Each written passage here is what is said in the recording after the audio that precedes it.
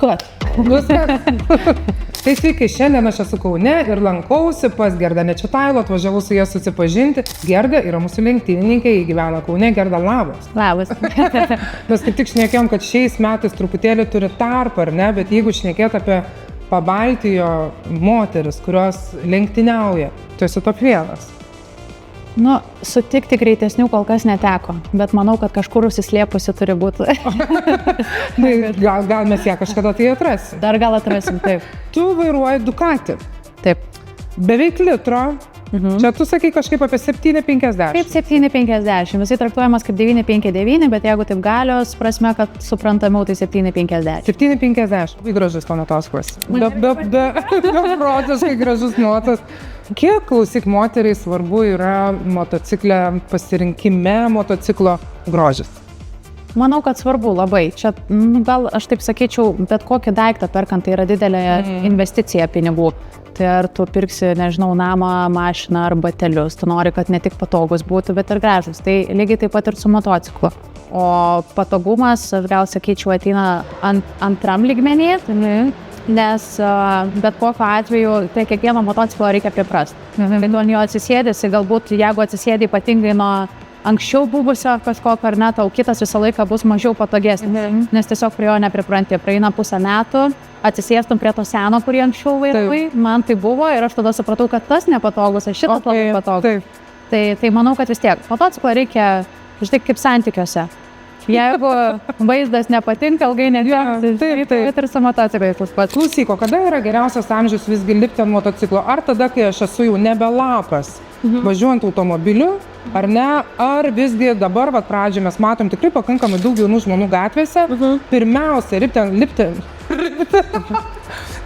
lipti ant negalingo motociklo ir tada po truputėlį kelti galią. Kaip tu manai?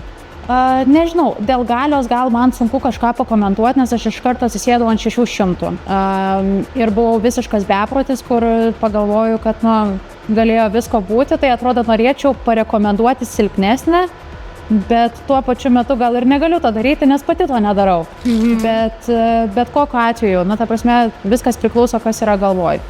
Tau gali būti labai jaunas ir atsisėsti ir daryti nesąmonės arba važiuoti labai brandžiai ir gali lygiai taip pat 50 metais surasti, kuris ten darytų visas įmanomas įsdivalkės ir viską blogai ir neklausytų kitų patarimų galbūt ar ne. Tai manau, kad tas galbūt net ir ta patirtis tokia, tas ateina būtent per patį vairavimą, priklauso viskas, kas galvoj. Viskas, kas galvoj. Aš kažkaip neįvardinčiau konkrečiai motociklo galios. Kuris gražus, tą ir perkam.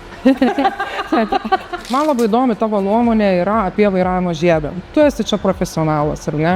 Ir aš dabar galvoju, mus išleidžia po mokyklos, jaunus motociklininkus, tuos lapelius tokius, ar ne, į gatvę. Nesvarbu, mes automobilį gal prieš tai ir vairavom, bet tai yra visai kas kita jau, ar ne? Išleidžia į gatvę ir mes ten pradedam mokytis. Pradedam mokytis kažkur tai greitkeliuose, tarpumestyje, mieste. Ar tu negalvoji, kad vairavimas trasoj turėtų galbūt būti trauktas į mokyklinę programą? Bent porą pamokėlių. Manau, kad iš tikrųjų pačioje pradžioje vis tiek tu pradmenis turi gauti netrasoje. Taip. Nes, ta prasme, mes suprantam, kad mokantis mokyklėlėje tu tą ir motociklą ir numeti, pasitaiko daug traumų, reikia išmokti ir balansavimo jo, ar ne, suprasti, kad, ta prasme, suprasti tuos elementarius dalykus, ką mokyklėlė iš esmės padaro, bet tuo pačiu metu, kai tu išsilaikai teisės, tai esi visiškai žalias. Taip. Tas vėliau, būtent po to teisų išsilaikymo, manau, kad į trasą nueiti yra labai svarbu ir tas labai suteiktų daug žinių ir apskritai tokio stipresnio galbūt suvokimo apie patį motociklą, apie jo valdymą. Taip. Tai šitas dalykas, manau, kad gal nebūtinai turėtų būti įtrauktas į mokyklėlės ar ne, bet po teisų išsilaikymo, manau, kad kiekvienam labai stipriai padėtų. Nuo ko reikėtų pradėti, nes aš sutinku žmonių, kurie sako, aš bijau ten eiti, aš ateisiu, atrodysiu kaip lopas, nieko aš nesuprantu, nemoku. Kaip padrąsinti tokį žmogų ir ne, kur jiem kreiptis, nuo ko pradėti? Aš prisimenu save, kai pirmą kartą norėjau išvažiuoti į trasą, lygiai taip pat labai bijojau ir tikrai galvojau, aš čia nieko nesugebu, nieko nepadarysiu ir bijau, kad ir mane nudauš ir aš kažką nudaušiu, žodžiu, apie pačius blogiausius scenarijus pagalvoju, žinai. bet trasa tam ir yra, jinai suskirstyta yra kategorijom. Tai vadinasi visiškai naujų vairuotojų, lėtų vairuotojų, greitesnių ir tas pirminis išvažiavimas, jis yra baisus tik tada iki tavo išvažiavimo, po to tu supranti, kad viskas ten nesuprasi, kaip vyksta, bet kažkaip vyksta. Ir tiesiog taip natūraliai gaunasi, kad kaip ir nieko nenutrenkė, kaip ir niekas tavęs nenutrenkė, nebent jau visai kažkoks beprotis aplinkui važinėja, bet iš esmės visi, kadangi pirmą kartą jie yra labai saugo ir save ir kitus. Tai iš esmės, taip kaip ir sakyčiau, kad tų įvykių, būtent tų naujokų klasiai labai retai pasitaikantis dalykas yra. Bet jeigu šnekant apie pro lygį, ar ne, sakykime, kur tu pati dalyvaudavai lenktynėse, minėjai, kad turėjai traumą, ar ne? Kas nutiko trasoj? Neįvertinau priekyje buvančio žmogaus trajektorijos ir tiesiog, kad išvengti susidūrimo, turėjau stabdyti.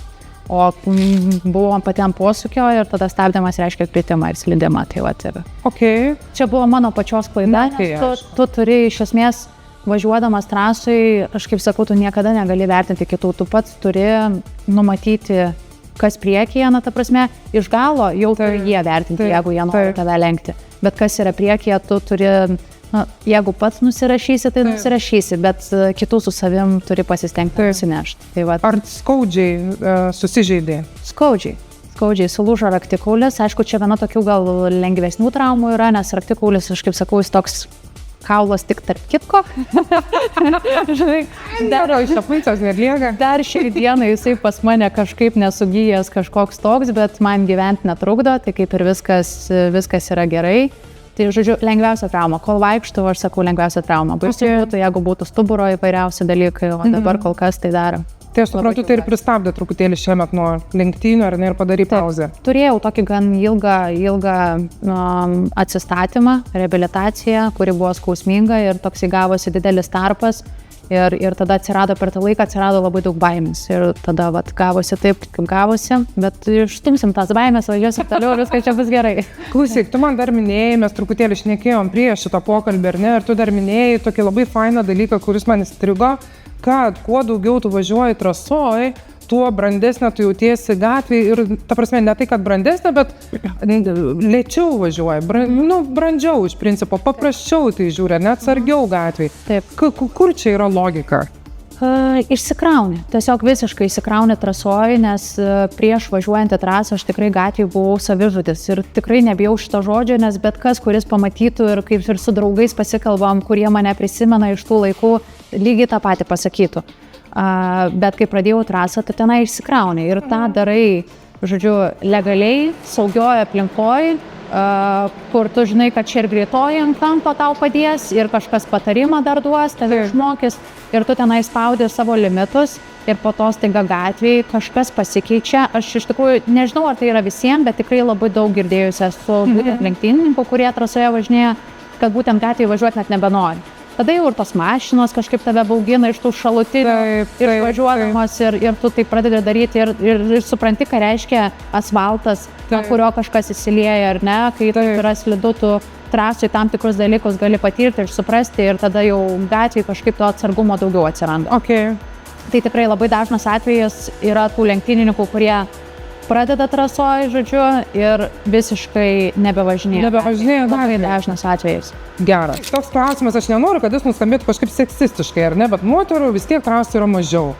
Ar moterims yra sudėtingiau, ar kaip tik lengviau lenktynėse, ar mes čia turim kažkokių tai privalumų, gal mes kažkokias tai žvalgesnės, atsargesnės, lėčiau mokomės. Kaip čia yra? Manau, kad moterų minusas yra baimė.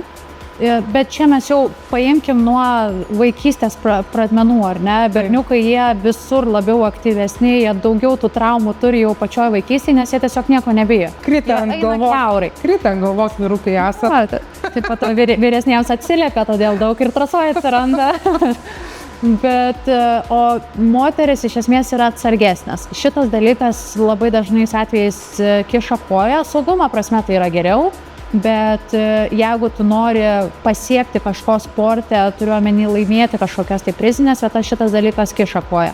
Aišku, manau, kad tikrai didelės įtakos turi ir charakterio savybės, nes tikrai kiekviena moteriai yra nelygi ir lygiai taip pat su vyras vyrui nelygus. Tai šitas dalykas irgi didelę rolę turi. Bet pliusas, man atrodo, yra tai, kad moteris, tu tikrai man turi pritarti, moteris labiau girdi, kas joms yra sakoma. Taip. Vyrai jie kitaip, tai vat moteris gali labai tobulėti, būtent išgirsti patarimus kažkokius ir jų klausyti. Ir kaip aš visą laiką sakydavau, mane draugas treniravo ir visą laiką mes juokaudavom, kad aš labai geras kareivis būdavo. Aš žinių neturiu visai, o jisai jų turi daug, bet jisai važiuoti nenori, jis nori man tas žinias atiduoti. O aš tiesiog sugebu išklausyti ir iš karto gyventi. Ir tada tokiu būdu labai greitai tobulėti pavyko. Bet vis tiek, ką aš girdžiu iš tavęs, daug priklauso nuo charakterio, ar ne? Manau. Jeigu tu esi užsispyrusi, nori pirmauti, nori stovėti pirmoje vietoje ant podiumo, iš principo užsispirsi ir padarysi. Taip, viskas yra įmanoma. Aš tau bet kokiu atveju linkiu kuo greičiau atsisėsti savo Ducati. Aš labai norėčiau gyvai atvažiuoti ir pasižiūrėti tave lenktynės ir tave palaikyti ir paspausti ranką, kai tu lipsi vėl ant pirmos vietos. Tai važiuosi pakviesi? Pakviesi, parašyk būtinai. Bet paskutinis mano klausimas yra tai, ar aš pamatysiu kada nors Gerdą ant kokio Chopperio, Adventure? Galbūt, aš neatmetu galimybės, kol kas šiai dienai esu visiškai įsimylėjus sportbaikus, tai kol kas neįsivaizduoju savęs, bet manau, kad kiekvienas motociklas yra skirtingiems gyvenimo būdams. Jeigu tu esi linkęs keliauti, tai tu ir su tuo adventure'u visur norėsi. Jeigu nori lėčiau pasivažinėti su draugų kompanija, tai Chopperis jau visai gaunasi. Tai kol kas lieku prie savo, o ką gyvenimas atneš, matysim. Klausykit, aš būtinai turiu pasimatuoti Ducati, niekada nesu ant jos sėdėjusi, tai šiandien aš buvau pas Gerdą Nečitailo, būkit pažįstami. Iki.